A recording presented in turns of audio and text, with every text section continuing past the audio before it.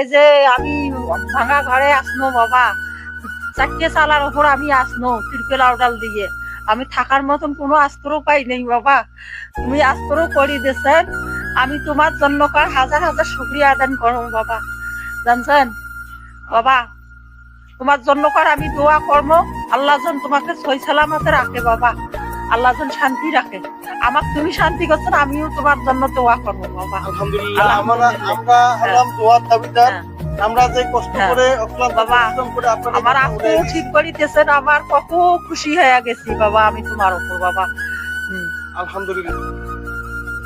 আসসালামু আলাইকুম প্রিয় বন্ধুরা, আজকে আমি এমনই একজন হতভাগিনীর সঙ্গে আপনাদের পরিচয় করে দিব। এইখানে এই জায়গায় এনার একটি ভাঙা চালা ছিল।